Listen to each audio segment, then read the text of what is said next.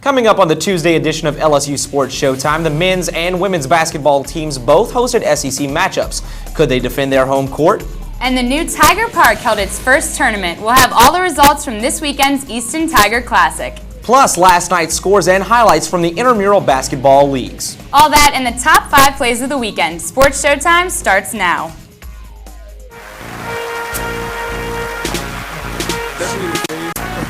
Tune into the livest game coverage around. I'm talking LSU sports, Showtime in the towns. Get the scoop on the ball and sneak peek on the track. Key in on the field when them Tigers attack. In fact, you get it back a few times a week.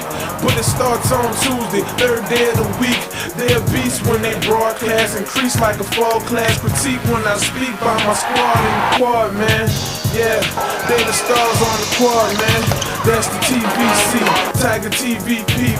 Every game, every star, every player, every situation they facing the star in the making. And you get it first exclusively.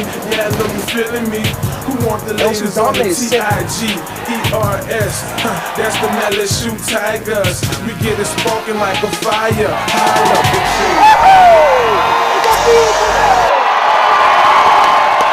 Welcome to Sports Showtime, your #1 source for everything LSU athletics. I'm Mary Claire Palmer. And I'm Hobie Artigue, filling in for Brian Tompkins, who is day-to-day with flu-like symptoms. Later on, we'll have track and field, softball, and gymnastics results from the weekend. But first, LSU women's basketball in the PMAC. The Lady Tigers went head-to-head with Florida on Sunday afternoon. The Tigers had a week to prepare for the 11th-ranked team and were looking to make a statement that they can compete with the best teams in the nation. Let's take you to the highlights. It was packed the PMAC on Sunday for breast cancer awareness. We'll have more on that later in the show as the Lady Tigers warmed up in pink.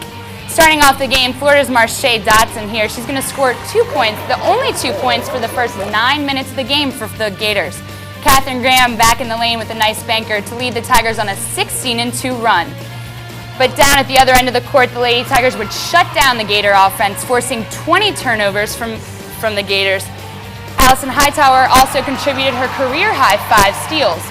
As the Lady Tigers look to head back down on offense, they'll pass it out to Andrea Kelly for 3 from the outside perimeter.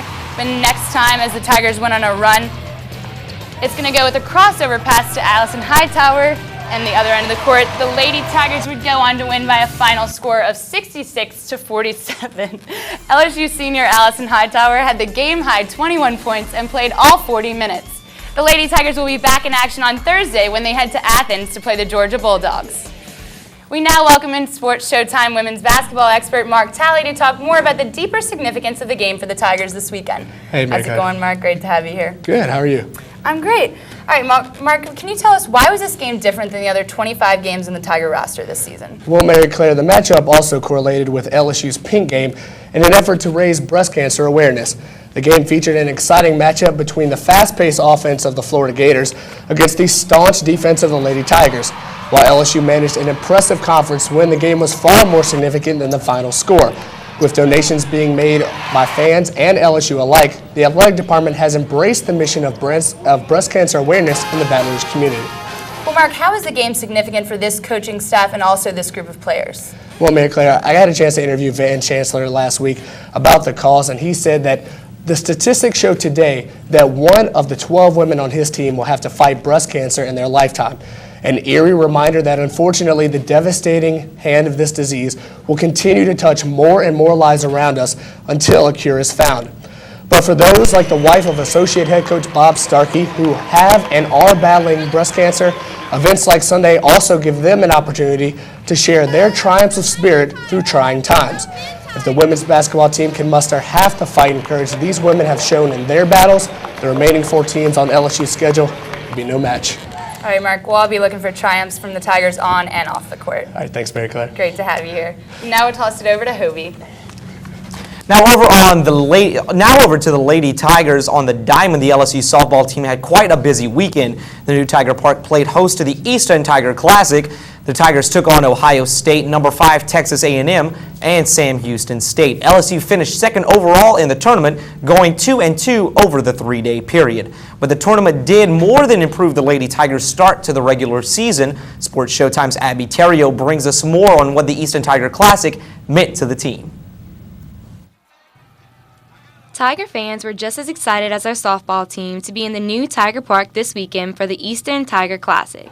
The Lady Tigers played 4 games in total, finishing second overall in the 4-team tournament. The Tigers started out with a loss to Ohio State Friday, but stepped it up Saturday and Sunday to be the number 5 team in the nation, Texas A&M. However, they couldn't keep the momentum going and lost to Sam Houston State Sunday afternoon. Despite the loss, freshman Brittany Mack pitched an impressive game on Sunday, giving up only 1 run and a season-high 12 strikeouts. It's pretty good. I liked I didn't really try to think about it until everyone kept telling me how many I had, but it was good. It was good to know that even as a freshman I can come in here and get the strikeouts and not give up too many hits. Head coach Yvette Girard was also very impressed with her young freshman's breakout performance. I'm impressed, and I'm extremely excited about the future because she has a work ethic unlike a lot of people I've coached, but she's on an elite level when it comes to the work ethic, so I think she's just going to get better and better. After a notable weekend, Brittany Mack made the all-tournament team, as well as her teammates Ashley Langoni, Juliana Santos, and Kristen Shortridge. Having a noticeably young team, we asked Coach Girard how she felt about the freshmen in regards to team production this season. They better because they're the majority, so they have to produce on this team. Softball will rely on the performance of their freshmen to keep up the pace and face the always competitive SEC schedule. This is Abby Terrio reporting for Sports Showtime. Next home action for the Lady Tigers will be tomorrow night at 7 against Southeastern. Well, last night the LSU Rec Center played host for the final regular season matchups of the intramural basketball season. That's right, Hobie. It was the last shot for that postseason glory that everyone goes out looking for, and also the last shot for the Tiger TV men's team to get a win. But we didn't. That's right. Let's take you to the rest of the action for the night. Starting off the night with the Predators versus BYX. Predators taking no mercy. Off the bat, going for a nice little shot from inside the lane. BYX going to look to fight back as they pass it around the perimeter, and then inside, he's going to look fake and then in for the nice baby hook. But Predators fight back again as they're going to get the rebound here, and immediate fast action going down the court. He's going to go with the no-look pass to his teammate and in for the layup. They would go on to win 59-34. All right, next up we have the Smooth Operators and the N1 Street Dreams. Street Dreams coming down the court with a nice little fadeaway for the bucket. However, the Smooth Operators will be coming down the court right back with the rebound. And number 3, is that CP3 maybe? Goes all the way down the court for the nice little lay-in.